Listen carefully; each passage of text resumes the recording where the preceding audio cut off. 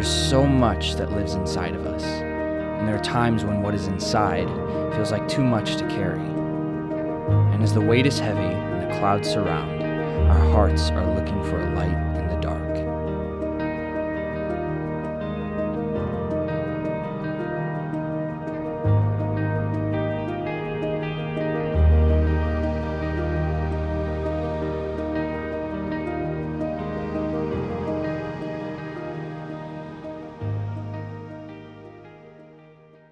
Part of that. Going to start a new series, and can I just tell you that a lot of today is going to be heavy? Turn to your neighbor and say, it's going to be heavy. Turn to your neighbor and say that. Just give you a warning, right? If you're new, you're like, wow, is it always like this? No, but we got to go here.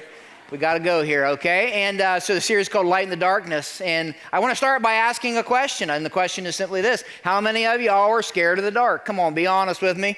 Okay, a couple honest people. All the guys are like, not me, man, right?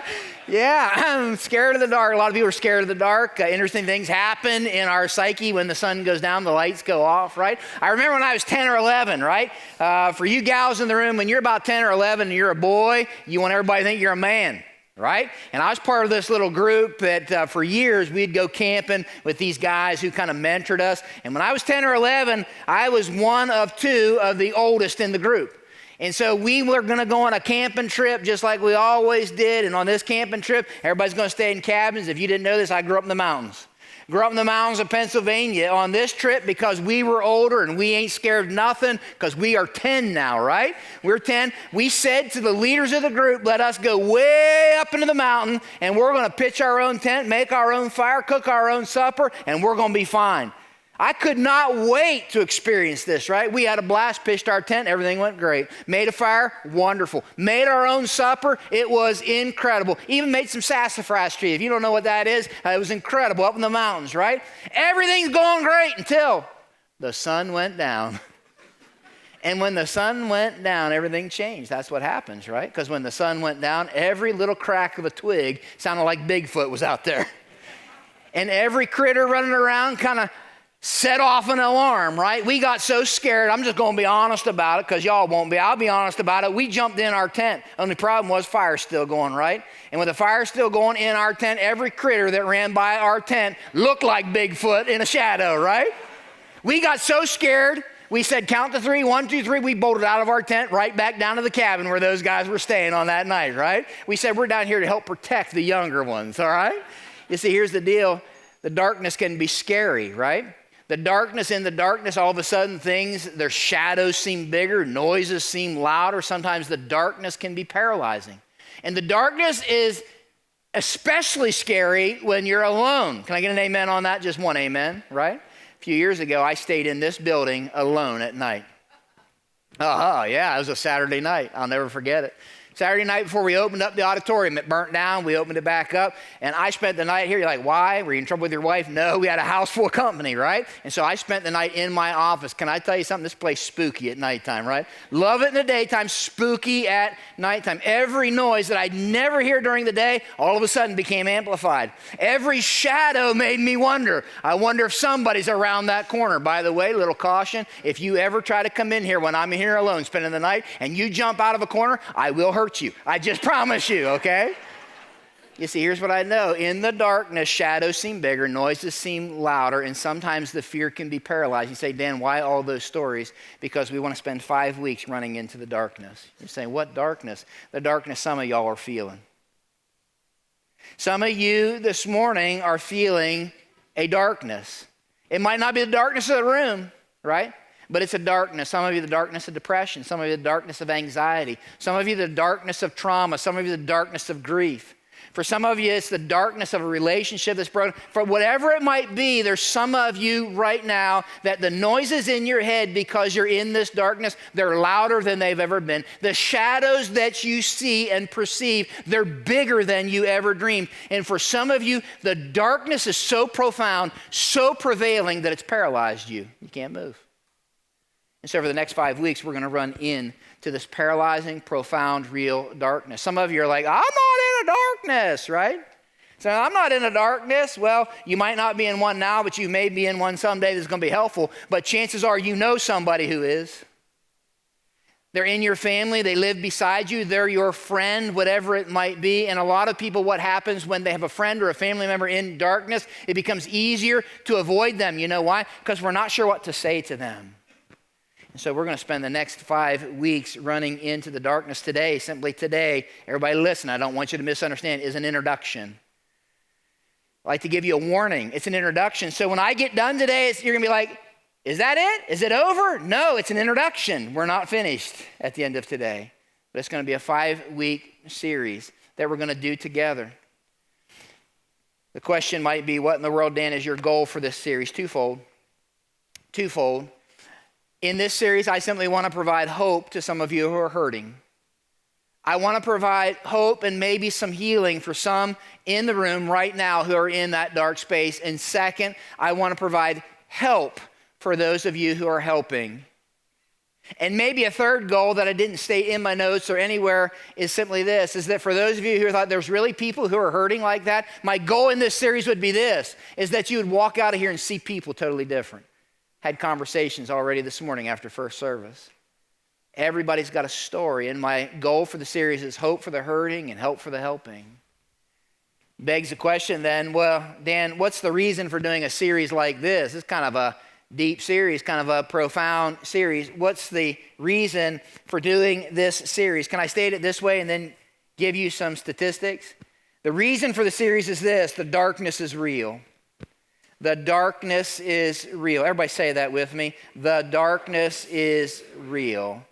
You're saying it is, Dan? Yeah, half of all Americans struggle with a mental disorder at some time in their lives. 1 in 5 U.S. service members who have served in Iraq or Afghanistan suffers from either major depression or post-traumatic stress syndrome, which affects their relationships and their ability to function. 1 in 10 children and youth have some sort of mental illness condition, and can we just say it this way, we lose 1 life to suicide every 15.8 minutes. Mental illness, emotional distress, listen close, does not discriminate. Does not discriminate. It affects all kinds of people, all kinds of demographics, all kinds of age brackets, gender, ethnicity, economic status. What does this mean for us? 1 in 4. 1 in 4 people sitting here on this day is going to be and is affected somehow either by mental illness or emotional distress, either in your own life or in the life of somebody close to you. Made me think of a statement that I came across by former First Lady. Some of you are old enough to remember this. Some of you aren't. You're like, who's that, right? Rosalind Carter. Raise your hand if you remember. Wait, hands down. Raise your hand if you were alive when President Jimmy Carter was president, right? Okay. I know who I'm talking to. Well, his wife said this. How many of you are alive when Abraham... No, don't do that. She said, people with mental health problems are our neighbors. Everybody lean in. They are members of our churches, members of our families. They are everywhere in this country. If we ignore their cries for help, we will be continuing to participate in the anguish from which those cries for help come. A problem of this magnitude will not go away. Because it will not go away, and because of our spiritual commitments, we are compelled to take action. The darkness is real. In fact, it's so real, I can walk into our schools and see how real it is. You're saying, Dan, what do you mean by that? Well, in preparation for this series, I reached out. We are great friends with the local school here. And I reached out to them for some help and for some stories and for some statistics. They emailed me back instantly. Like, it was incredible, their response. And the needs are great. I asked the school what some of the greatest needs were, and here's how they responded. They said, Pastor Dan, depression for sure, anxiety, apathy, eating disorders, addiction, suicide, self-harm.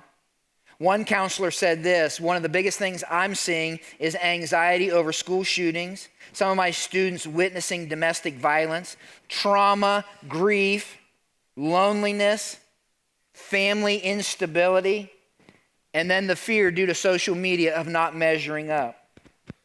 I can go to the schools and see the darkness is real. I can walk in any counselor's office and see that the darkness is real. In fact, I reached out to several counselor friends of mine, and I asked them the same question. I said, what are the things you're dealing with? They said toxic shame. They said loneliness, grief, loss, no direction, no purpose. The darkness is real. I don't have to go to school. I don't have to go to a counselor's office. You know what I can do? I can turn my TV on and see that the darkness is real. You with me? You can do the same. And all of a sudden you see people who are in extreme darkness doing extreme things. Just watch the news. But here's the deal. I don't have to go to school. I don't have to go into a counselor's office. I don't even have to turn my TV on. You know what I have to do? I just simply have to come into my office. And if my walls could talk, is what I say, right? I hear those that are dealing with the shadows of shame, those that are dealing with the darkness of depression, people who are paralyzed by fear. I simply have to go to my office and listen to people's stories. Everybody look here a second. You know what? I don't have to simply go to my office. You know what I can do? I can simply look at, you ready? This might surprise you. I can look at my profession. You're saying, excuse me? My profession is what? It's being a pastor. And if you're paying attention to the news, you might be aware of this, that two well-known pastors who have helped tons of people in the middle of their own journey of depression. One right after he preached a sermon about it. Both pastors took their own life. Everybody look here a second. Let's get real now. I don't have to go to school. I don't have to go to a counselor's office. I don't have to turn my TV on. I don't even have to go into my office. I don't have to look at my own profession. I just have to look at my own life. See, some of you have been coming here long enough to know that I've had my own journey through dark spaces. Can I just say this? The darkness is real. The darkness is real, and who's we? We, people who would say, I'm a follower of Jesus, have to run into that darkness. You know why? If we don't, everybody lean in, if we don't, our silence might be misinterpreted. Our silence might be misinterpreted as though we don't care and have nothing to offer, and the direct opposite is true. That being said, can I just say this? That there are limitations to this series. I want you to hear me say this. There are limitations to this series. First and foremost, this may be news to some of you, but one of the limitations to this series is this. I am not Dr. Phil. Can I get an amen on that? I do have a undergrad degree in counseling, but for the last 30 years, I've been working with people, helping people, loving people. We have to run into this, guys. But there are limitations to this series. We will not, listen close, disclaimer, we will not cover every topic. We will not solve every problem. We are not trying to answer every question, and I'm not qualified to speak on every issue. But we will at least pop the lid on this conversation. Here's the structure for the next few weeks, and so you know what's coming. Today's an introduction. I think I shared that. I'm not going to feel like we're done at the end of today. Next week, I'm actually going to have some help with this. We're going to just run into this darkness of depression and anxiety. Some of you are facing that right now. Some of you know people that are. You need to be here if you know people that are. Even if you don't know anybody, you will. You will. If you don't know somebody now, you will. So we're going to run into that. We're going to run into the darkness of loneliness. We're going to run into the darkness of pain and trauma. Then the 27th of October, please hear me say this. I am going to, with the help of some others, I am going to do my best to answer some questions you might have. I'm asking for your participation, all right? If you don't ask questions, right, I'm going to come up with a sermon on, I don't know, dispensationalism in the postmodern society or something and make you listen to it, all right? I want to respond to your questions, okay? And so take your welcome card. You can email on that. Just ask whatever anonymously. I don't care. Email, whatever it might be. We may not be able to answer all of them, but the 27th, that's what we want to do. This is real. Everybody look here. This is a real some of you feel right now. This is your real right now. Some of you feel that real right now. Some of you will feel this real at some time. And some of you in the room know somebody who this is their reality. They're in a dark space for whatever reason. And so it begs the question, well, what in the world do we do? What in the world? I just want to help you today. Can we do that? Can we pretend like you're in my office and we're just talking? I just want to help you. What do we do? Here's the very first thing I would tell you if I was sitting across the table from you. I would tell you that if you want help, the first thing is I need to be real about this darkness I feel. I need to be real about this darkness that I feel. Ignoring the darkness doesn't make it less dark. One of my favorite movies, let me get a show of hands. How many of you ever watched this? I love What About Bob? Raise your hand if you ever watched that movie. Anybody watch it? Yeah. Like it might be one of my favorite. Okay, I don't know what that says about me, but it might be. But there's a scene in the movie. This guy's struggling, and he's got all kinds of therapy and counseling, and he's walking down trying to forget that he's struggling, and he's saying, "I feel good. I feel great. I feel what?" Anybody remember? Wonderful. One person remembers. Thank you for that, right? And it's like he's trying to convince himself that he's not struggling. Here's what I know. Trying to minimize my darkness doesn't make it disappear. Everybody lean in. If you're a church person, over-spiritualizing it isn't always that helpful either. So it's one of the things I love about the Bible. I would write this down somewhere. I will never heal until I'm real. Some of you are in a dark space. Can I talk to the men for a second? I get to talk to a lot of men, and it's easy for us to ignore it. We don't want to, we just grit it out, right? I will never heal from the darkness I feel until I get real. And the Bible is very real. Do you know there's this guy in the Bible, and some of you might have heard this name. Maybe he was a preacher, a prophet in the Old Testament. His name was Elijah. Ever heard that name, Elijah? And after he had his most incredible victory, like God showed up in ways that were incredible. It's like he should have been on cloud 9. Guess what? Very next scene, guess what he's doing? He is literally in a deep, dark depression.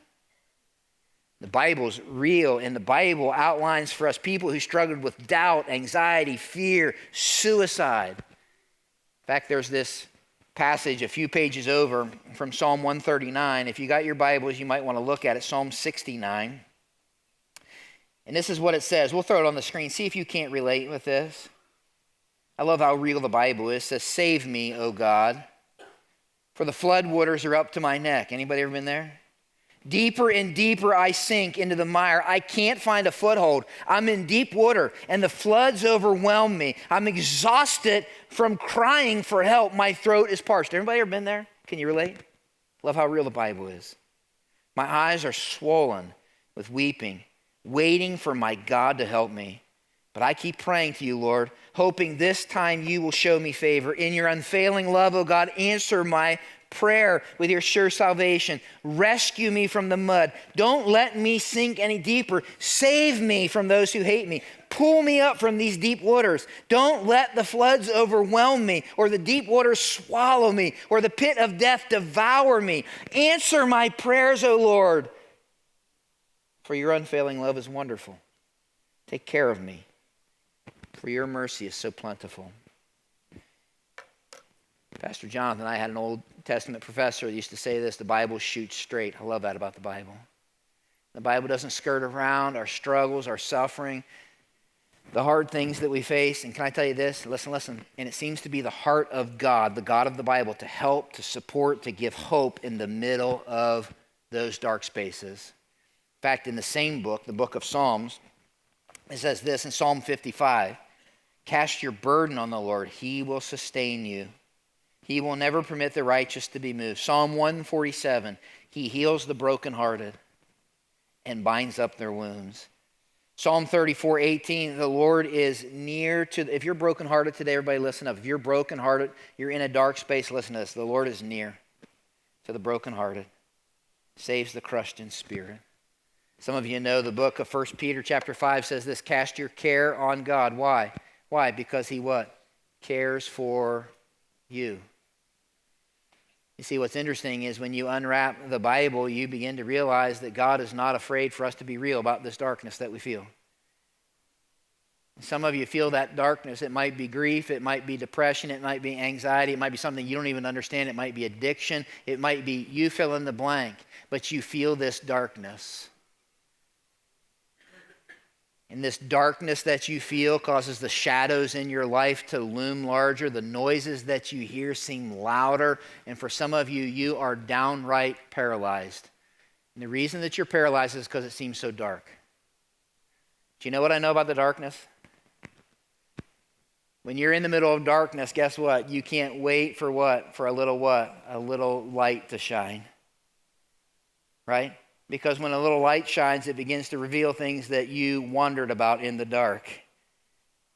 I got a brother that's 3 years older than me. Raise your hand if you're a younger brother. Anybody younger brother? I see you back here, Larry. I feel your pain back here, all right? Younger brother, right?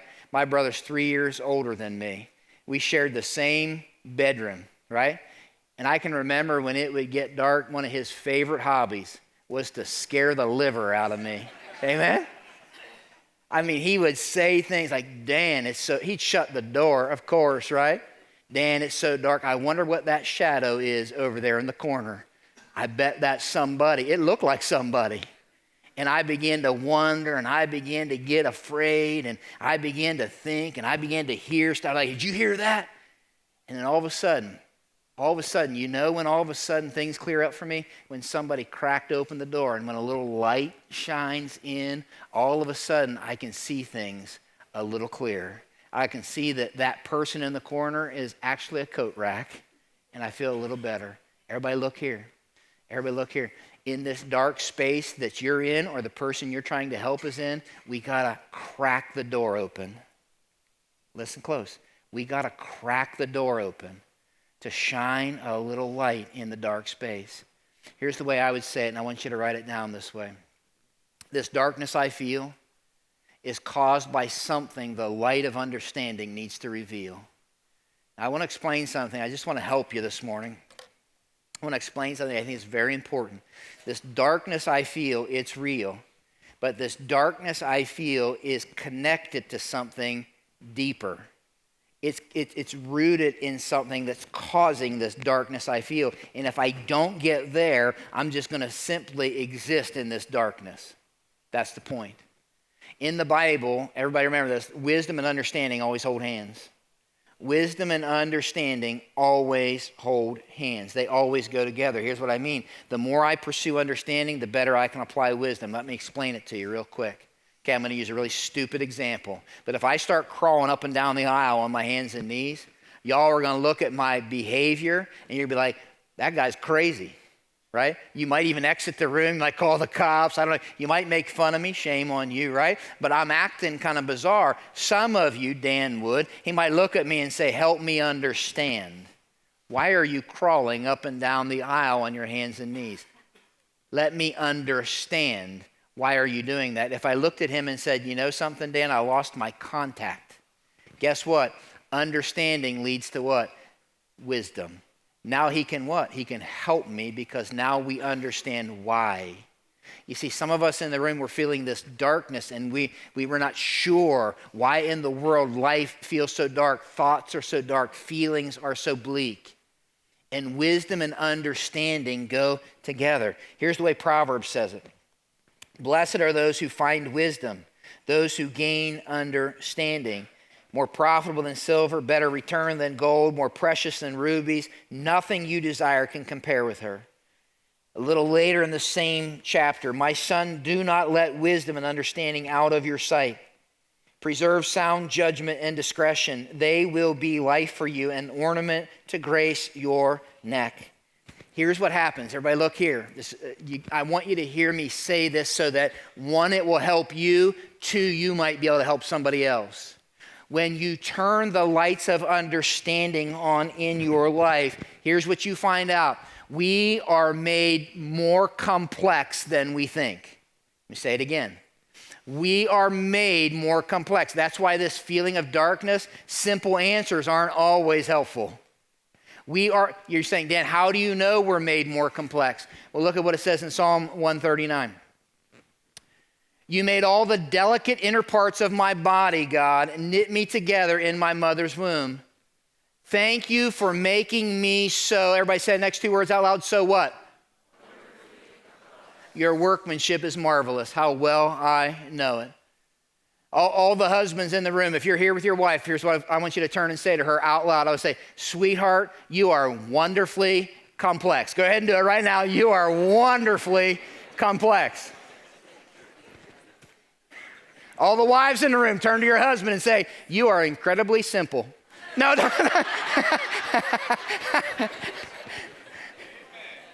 I got one amen. That's awesome, right? Here's the deal. We are made complex. We're made complex. God made us that way. So this darkness that we feel, sometimes the reason we feel it is complex. I like the way a guy named Brad Hambrick says it. He says, people are never as neat as whatever categories we try to put them in. Listen close. Christians who say faith only, doctors who say medication only, and counselors who say therapy only are equally wrong and hurtful to those who struggle with mental illness and emotional distress. So true. Old pastor D. Martin Lloyd-Jones said it this way: Christians don't understand how physical, psychological, spiritual realms interrelate. The reason for that is, he says, Satan muddies the boundaries. Many of our troubles are caused because we think a problem that we thought was spiritual might be physical, or a problem that is physical might be emotional and or spiritual. Here's what happens. When I turn the lights of understanding on this darkness that I feel, it is rooted in something that's causing it. Well, what might be causing the darkness that you feel or the person that you love feels? Well, I think there's 5 things that I want to suggest this morning. Now, these are not original with me. I've done a lot of reading, and there's a guy who lost his son to mental illness. His name is Rick Warren. He gave an incredible talk, and he talked about these 5 things. But they are the roots to the darkness that we feel. And sometimes, just like a tree, these roots kind of intertwine. Why in the world do I feel this darkness that I'm feeling? I want you to write these down to bring some understanding. First is this. The first plausible cause to the darkness I might be feeling might very well be my chemistry. That's our DNA, our genetics. It's something we're born with.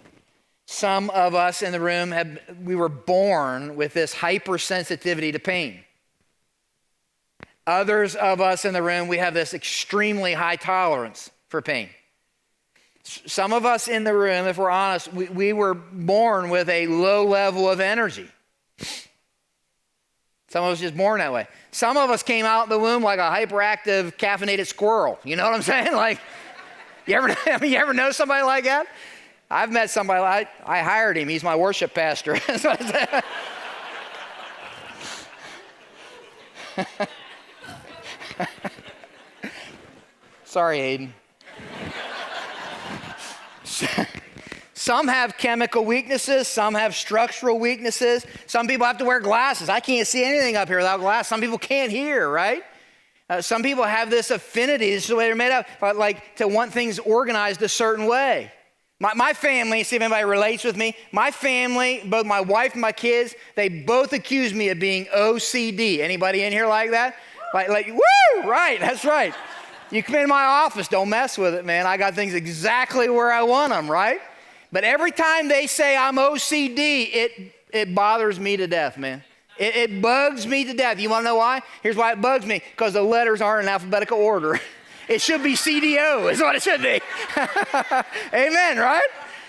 Yeah, some of us just struggle. Now listen. I want to talk to you about something because I did a little research and reading. Some of us are low on a particular hormone, estrogen, testosterone. Some of us have a low iron, other chemicals. It's going to affect us mentally, emotionally. I came across this. There's this chemical inside of us called, if you're in the medical field, I apologize up front, but it's called oxytocin. That's, I think, how you pronounce it. This is the chemical that creates connection. It's the chemical inside of us that bonds us to other people. It's the relationship chemical, if you were. If you're low on oxytocin, you're going to have trouble connecting with others. Listen, this is fascinating. God made us wonderfully complex. Oxytocin, by the way, is released in a mom when she nurses her baby. Oxytocin. When a husband and wife make love, it releases oxytocin in both the husband and the wife, bonds them emotionally together. By the way, different sermon, but that was God's idea. That's why marriages, quite frankly, that don't have sex aren't as close as those that do. They're missing this chemical component that bonds you together. Can I say this? Different sermon, but it's worth saying now. I think it's also the reason God says don't have sex with anybody outside of your marriage. Because you're going to bond emotionally to that person who is not your mate, who you don't have a covenant promise with. And you're going to leave a piece of your heart there. It's why rejection and unfaithfulness, even in marriage, hurts so much. Sex is not simply a physical issue. We're wonderfully complex. If I don't have oxytocin in my body, I'm going to have a hard time connecting with people. What's the point? And then I got to move on. The point is this: for some of us in the room, the darkness we feel is chemical. And there's no shame in that. Honestly. Like some of you have been beaten over the head, like you just got to have faith, and truly the darkness you feel might be chemical. Can I say this? When I get a cold, like a really bad cold or the flu, and I can't kick it, you know where I go? Let me answer that for you. I go to the doctor. And when the doctor says, hey, man, this is going on and this is going on, and does all the tests and looks and says, I think you need this medicine, you know what I do? Brother, I take the medicine. You see, the fact of the matter is there's no shame in that, and some of the darkness I feel may be chemical, and for some of us that may be exactly where we're at. But there's another reason. I want you to write this down. For some of us, it's our chemistry. For some of us, it's our connections. It's our connections. That's our relationships, by the way. We preached about this a few months back, but we are made from relationship. God has always existed in relationship, Father, Son, Holy Spirit, but we have been made for relationship. Listen close. And therefore, because we're made for relationship, we then become the product of our relationships. We become the product of our relationships, and for some of us, that's why we experience this darkness. For some of us, it's relationships that we had no choice in. Do you know you have very significant connections in your life that you had no choice in? None of us chose our parents, amen? For some of us, if we could choose our parents, we would have chose our parents. For others of us, if we could have chose our parents, they're not the parents we would have chosen, right? They're connections that we had no choice in. And for some of us, the darkness we feel is directly connected to wounds that we feel because of the way maybe we were raised or not raised, whatever the case may be. Dads who maybe were absent, dads who maybe were abusive, moms who were controlling, marriages that were always fighting. I mean, one of the school counselors just sent me this, said in one of the this is one of the grade levels, one of the lower level grade levels, she said this. She said, Dan, you need to know that 25%, you ready, live with somebody other than their parents, the students that they have. I'm like, huh? That's like 1 in 4 in this one particular grade level. Some in foster homes, she said, with grandparents, aunts, and uncles. She went on to say this. She said, with some of my students that I deal with in my office, the thing that causes the greatest anxiety in them is witnessing domestic anger and violence. She said the anxiety that I deal with here is not solely due to problems at school. They are predominantly due to things going on at home. Here's what I know. The reason I know this matters is how I see me. Listen close, lean in. If you're a parent, lean in. How I see me is directly connected to how I think the most important person in my life sees me. Done studies on it. That's why we would say here, make sure Jesus is the most important person in your life. Because how I see me is directly connected to that. But can I say this? Daddy's in the room, mommy's in the room. Your kid is developing a perception of them. That's why I would tell them 10 times more than they need to hear it, what they need to hear from you about how you love them, value them, and think of them. There are some relationships that we have no choice in. And then can I just say this? That there are some relationships we do. That's why Proverbs 13, Mitchell, I won't go through all of these, says this: walk with the wise and become wise, for a companion of fools suffers harm. Proverbs 18 says, one who has unreliable friends soon comes to ruin. Some of us in the room, we have connections, we have friendships that are toxic, and they're leading us into a darkness. They're causing us to think dark things, do dark things, whatever it might be. My chemistry, my connections. Can you write this one down? When I shed a little light on the darkness I'm feeling, that my circumstances sometimes are the root of the darkness. For some of us in the room, it's trauma, it's trouble. For some of us, the darkness that we're feeling is directly connected to a circumstance that happened to us. Some of you were in the military, saw things. Some of you have been the victim of abuse. Some of you are carrying the deep, deep weight of pain and grief and loss because of a circumstance you never would have chosen. Sometimes the darkness that we feel is not just our chemistry and our connections, but sometimes it's directly connected with our circumstances. Everybody look here. For some of you, you have survived being treated unjustly by somebody. And now you have this darkness. Because, when's my justice? Some of you have been rejected.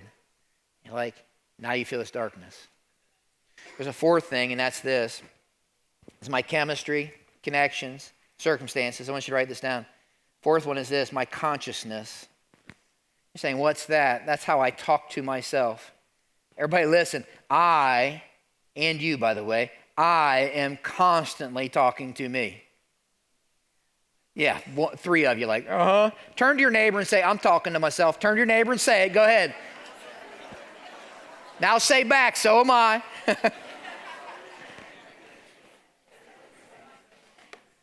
Y'all talk to yourself. Listen, I can tell y'all talking to yourself when I'm up here talking to you. Some of you are like, I wonder how long he's going to go today, right? That's what you're thinking, right?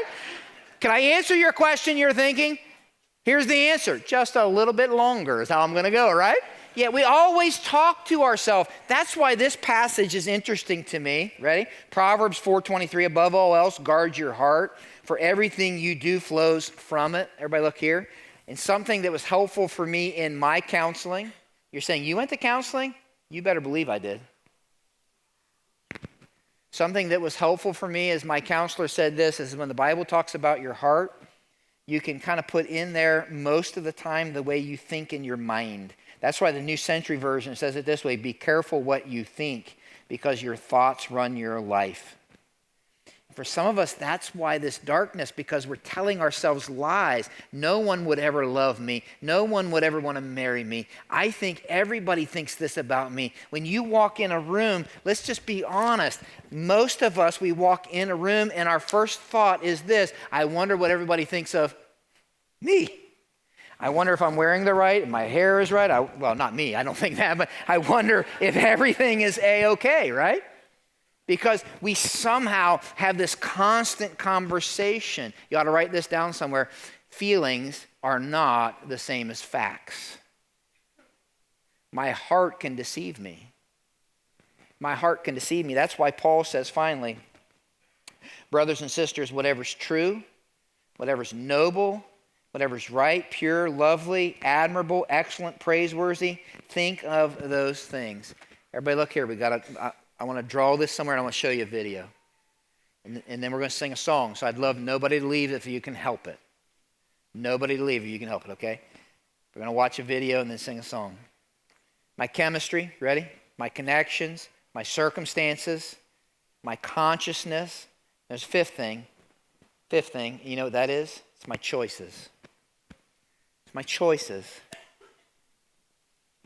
I can't choose my parents. I can't always choose my circumstances. I can't always choose even the things playing over and over in my head because somebody maybe told me those.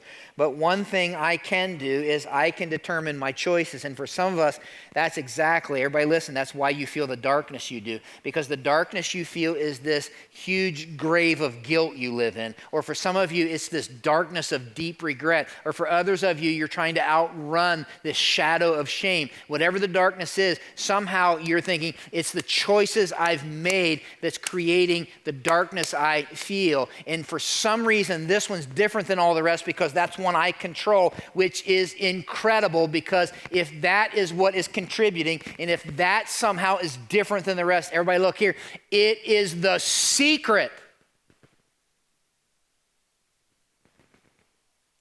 to walking towards hope and healing. Because all of us in this room have the choice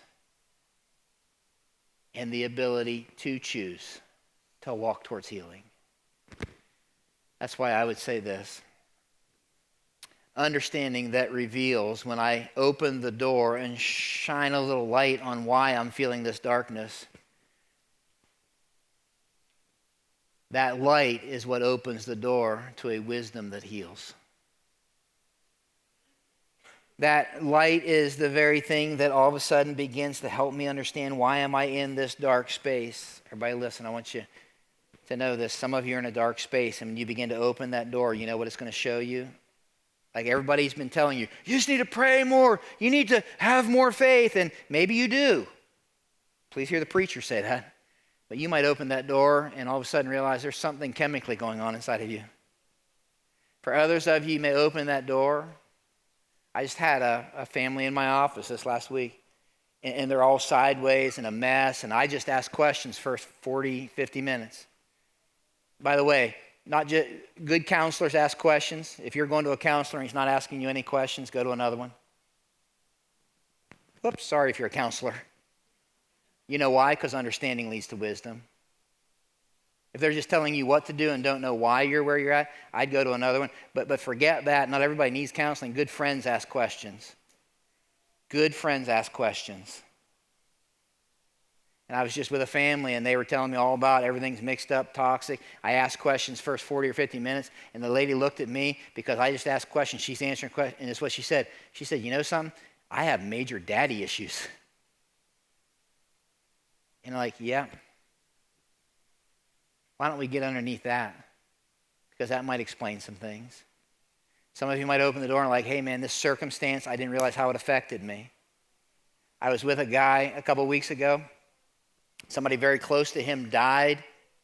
He never grieved and got over it. And so something in him died, and he has been dead emotionally ever since. Some of you are there. See, here's what I know. When you begin to open the door, listen close. When you begin to open the door, you begin to get understanding for this darkness you feel. Everybody look here a second. And when I crack the door open, that's the minute that I do what is absolutely necessary. The minute I crack the door is the minute I can invite others into my darkness. And for some of you, that's the step this morning. Because you're in a dark space, no one else knows about it. And maybe this morning is your opportunity to crack the door and say, I'm not alone and I matter. And maybe the first person you invite into that dark space might be God. Might be God. Everybody I meet with in my office, I end up asking them this question: what part does God play in your life? Had a guy this last week say, well, I don't go to church much. I said, that's not really what I'm asking. I mean, I appreciate the confession. That's not what I'm asking. So what part does God play? Because the fact of the matter is, God wants you to know this morning. In the middle of your darkness, you matter. He loves you. For some of you, it might be inviting God into that dark space. For others of you, it might be inviting your spouse into that dark space. For others, a friend. For others, a group. For others, maybe it's a counselor. It's a doctor. I don't know who it is. But here's what you need to know. Some of you, look here, you're in a dark space. And I'm simply asking you this morning to walk towards hope by opening the door of understanding, to realize that we are wonderfully complex. And there is a reason you need to reveal for the darkness that you feel. And that when you begin to open that door, that's when you can begin to invite trusted, helpful people into the room, because you are not alone and you matter. Watch this video. I was diagnosed with paranoid schizophrenia in 1992. I struggle with bipolar and depression. My son was diagnosed at the age of 5 with bipolar. He's now 11, so he struggled with it for 6 years. My husband was a combat vet. He suffered from post-traumatic stress disorder. I've had 2 major incidents of major depression in my life. My 2 daughters have had to see me go to the hospital in an ambulance. Just having to be a mom can be a struggle, and they're the ones that are affected the most. I reached the point where I had a couple of attempts to take pills and commit suicide, and then thoughts that would not go away, and just a feeling of hopelessness that you just weren't going to get better. It has probably been the saddest moment of my life to admit that I lost my marriage, mostly because of my illness. We had to learn what it meant that our daughter was bipolar. We had to learn what it meant that our daughter didn't think that her life was worth living. I mean, probably the darkest moment was Chad calling me the first morning after he'd spent the night in the mental hospital and asking me why I did that to him, why I put him there, and what he did wrong, because it felt to him like jail. I remember looking and seeing my parents peer in at me, and the look on their face, what's going on with my son? What's going on? Every day I came home, I feared opening my front door of what I was gonna see. You know, at your lowest points in your life, you find out what you're truly made of. And it's not because of what you can do, but I've learned it's because of what God can do. God's helped me and the church has helped me just simply by being loved and having that unconditional love and not being judged, knowing that I can be myself and not be afraid, because I am afraid a lot of times to admit what I'm going through. Through my church, they had a grief share program, and that basically was what I needed. It was a place that I could come and feel safe. It was a place that I didn't feel judged. I was surrounded by women that all have lost their husbands, and they knew the pain. We had that common denominator. And it was just a place that I couldn't wait to go to every week. And it helped me get through those dark days. And I had to move from this paradigm shift from I'm a schizophrenic, I'm a patient, I'm a consumer, or anything else that's there, to no. What God has to say about me is that I'm loved and that I'm His child, and that He, in His great compassion, wasn't angry at me. I'm okay today, and that's a good thing. But a couple days ago, I wasn't. And I just want those people to know that there's hope, that there are people out there that want to help them, and that you can wake up the next day. Don't give up. Don't give up. There's always hope. Even though you may not feel it, there are people out there who care about you, that you matter to, and you matter to God. And you hang on to Him, and He will get you through it. Love everybody in the room to just bow your heads with me for a moment. We're going to sing a song here in a second. In the middle of this moment, I don't know all of your stories. Quite frankly, I know some of your stories, but not all of your stories. Some of you this morning are in a dark space. And the whole purpose of this morning is simply to invite you to maybe call on you to have the courage to begin to crack the door. I can remember as a little kid when my brother and I were sharing that room, and I was scared to death of the dark, and The shadows that I saw loomed large. The noises that I heard sounded loud.